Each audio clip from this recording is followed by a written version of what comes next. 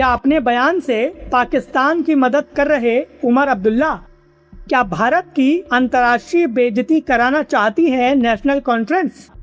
क्या कश्मीर को लेकर दुनिया में नया झूठ फैला रहा विपक्ष और भारत को अंतर्राष्ट्रीय नुकसान से कैसे बचाएगी मोदी सरकार?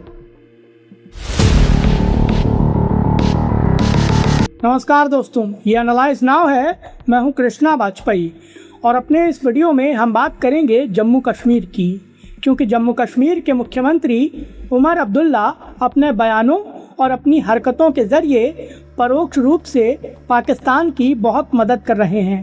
पाकिस्तान को आज के वक्त में जिस कुशन की ज़रूरत है वही कुशन उमर अब्दुल्ला पाकिस्तान को उपलब्ध करा रहे हैं और उमर अब्दुल्ला की वजह से अंतर्राष्ट्रीय स्तर पर भारत का एजेंडा काफ़ी ज़्यादा कमज़ोर हो रहा है। भारत को अंतर्राष्ट्रीय स्तर पर नुकसान हो रहा है। लेकिन आखिर उमर अब्दुल्ला ऐसा क्या कर रहे हैं और पाकिस्तान की मदद कैसे हो रही है? चलिए आपको इनके बारे में विस्तार से बताते हैं। आपसे अनुरोध है कि प्लीज़ हमारे इस चैनल को सब्सक्राइब करिए, हमारे फेसबुक पेज को फॉलो करिए। हम आपके लिए ऐसा ही कंटेंट लाते रहेंगे। तो चलिए अब बात करते हैं अपने वीडियो की। कुछ महीने पहले केंद्र शासित प्रदेश जम्मू कश्मीर के मुख्यमंत्री उमर अब्दुल्ला ने केंद्र की मोदी सरकार की काफ़ी तारीफ की थी, क्योंकि मोदी सरकार ने जम्मू कश्मीर को 5,000 करोड़ का फंड दिया था। उमर अब्दुल्ला ने ट्विटर पर ट्वीट करके प्रधानमंत्री नरेंद्र मोदी और गृहमंत्री अमित शाह का शुक्रिया अदा किया था। लेकिन अब कुछ महीनों बाद जब संसद का मानसून सत्र शुरू हो रहा है तो उमर अब्दुल्ला के सुर बदल गए हैं और उमर अब्दुल्ला ने केंद्र की मोदी सरकार पर बड़ा हमला बोला है। उमर अब्दुल्ला आज के वक्त में प्रधानमंत्री नरेंद्र मोदी की सरकार के खिलाफ सबसे ज़्यादा आक्रामक नजर आ रहे हैं। उमर अब्दुल्ला की बयानबाजी परोक्ष रूप से पाकिस्तान की मदद कर रही है। दरअसल हाल ही में जम्मू कश्मीर के मुख्यमंत्री उमर अब्दुल्ला ने जम्मू कश्मीर के लिए पूर्ण राज्य के दर्जे की मांग को लेकर एक नई मुहिम शुरू कर दी है। उमर अब्दुल्ला ने देश के 42 राजनीतिक दलों को पत्र लिखा है और उनसे मांग की है कि वो संसद सत्र के दौरान जम्मू कश्मीर को पूर्ण राज्य का दर्जा दिलाने के लिए मोदी सरकार पर दबाव बनाएं। उमर अब्दुल्ला ने ये भी मांग की है कि विपक्षी दल संसद में और संसद के बाहर सीधे तौर पर मोदी सरकार के खिलाफ आंदोलन करें। इतना ही नहीं, हाल ही में उमर अब्दुल्ला ने केंद्र की सत्ता पर काबिज भारतीय जनता पार्टी पर जम्मू कश्मीर में उनकी सरकार को गिराने का आरोप लगाया है। उमर अब्दुल्ला ने कहा है कि भारतीय जनता पार्टी जम्मू रीजन के नेशनल कॉन्फ्रेंस के विधायकों को पैसे का लालच देकर अपने पाले में लाने की कोशिश कर रही है और वो जम्मू कश्मीर की नेशनल कॉन्फ्रेंस की सरकार को गिराना चाहती है। उमर अब्दुल्ला ने यह भी दावा किया है कि मोदी सरकार जम्मू कश्मीर को किसी भी कीमत पर पूर्ण राज्य का दर्जा नहीं देना चाहती है।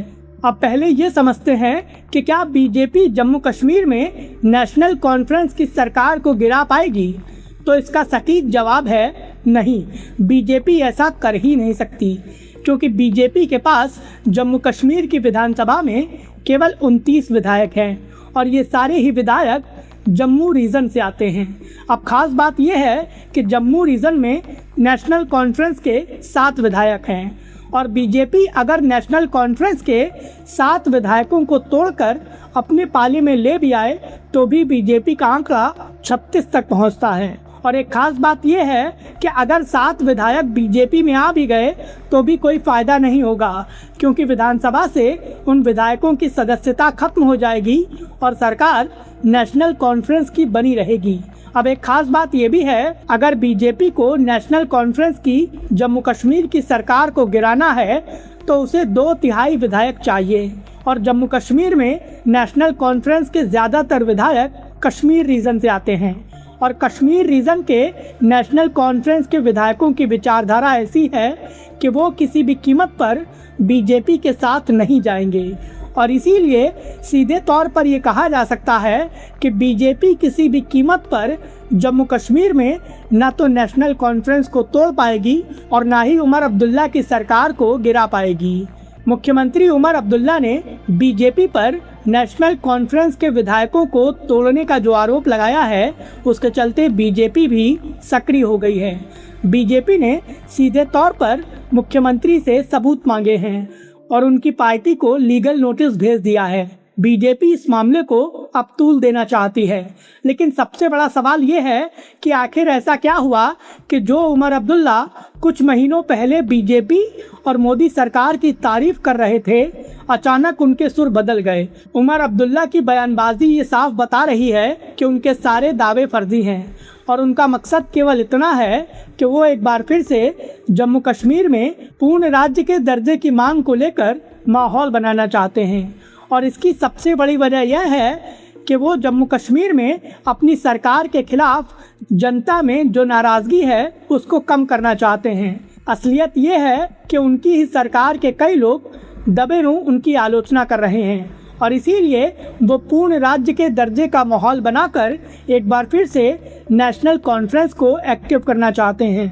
लेकिन अपनी सरकार की छवि को बचाने के लिए उमर अब्दुल्ला जिस तरह से बयान दे रहे हैं वो परोक्ष रूप से पाकिस्तान की मदद कर रहा है। पाकिस्तान ने भारत के जिस कश्मीर पर कब्जा करके रखा है, उस कश्मीर के लोग भारतीय हिस्से के कश्मीर का विकास देखकर पाकिस्तान की सरकार के खिलाफ आग बबूला हो गए हैं और पाकिस्तान द्वारा कब्जाए हुए कश्मीर में लगातार पाकिस्तानी सरकार के खिलाफ आंदोलन हो रहे हैं। पाकिस्तान के हिस्से वाले कश्मीर में लगातार बर्बादी की स्थिति बनी हुई है और पीओके की चर्चा पूरी दुनिया में हो रही है और ये साफ तौर पर कहा जा रहा है कि पाकिस्तान की सेना पीओके में जुल्म कर रही है। वहाँ पर आंदोलनों को दबाया जा रहा है और पीओके के मुद्दे को अंतर्राष्ट्रीय पटल पर उठाने में भारत की काफ़ी ज़्यादा अहम भूमिका रही है। लेकिन ऐसे वक्त में जम्मू कश्मीर के मुख्यमंत्री उमर अब्दुल्ला जो बेतुकी बयानबाजी कर रहे हैं, उसके चलते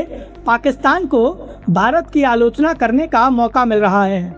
जब भारतीय कूटनीतिज्ञ पाकिस्तान अधिकृत कश्मीर के मामले में वैश्विक पटल पर चर्चा करेंगे तो भारतीय लोगों को वैश्विक पटल की तरफ से उमर अब्दुल्ला के बयान जरूर दिखाए जाएंगे और इसके चलते भारत की अंतर्राष्ट्रीय स्तर पर बेइज्जती होगी और इस बेइज्जती का सबसे बड़ा कारण उमर अब्दुल्ला होंगे, जो कि अपनी सरकार की छवि बचाने के चक्कर में, अपनी छोटी सी राजनीति बचाने के चक्कर में भारत की वैश्विक पटल पर लगातार बेइज्जती करा रहे हैं और भारत के एजेंडे की धज्जियां उड़ा रहे हैं और इसका सीधा फायदा पाकिस्तान को मिलेगा, जो कि लगातार भारत से कब्जाए कश्मीर में अपनी सेना के दम पर जुल्म कर रहा है।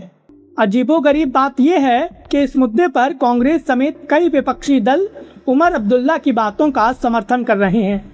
अब देखना यह होगा कि संसद सत्र के दौरान विपक्षी दल जम्मू कश्मीर के मुद्दे पर सरकार के खिलाफ कितना ज़्यादा मुखर होते हैं और देखना यह भी होगा कि अलग अलग राज्यों के विधानसभा चुनाव के दौरान बीजेपी इस मुद्दे को कैसे भुनाती है। फिलहाल उमर अब्दुल्ला के इस अप्रोच पर आपकी क्या राय है, प्लीज़ हमें हमारे कमेंट बॉक्स में ज़रूर बताएं। वीडियो पसंद आया हो तो प्लीज़ इसे लाइक करें और हमें सपोर्ट करने के लिए हमारे इस वीडियो को ज़्यादा से ज़्यादा शेयर करें।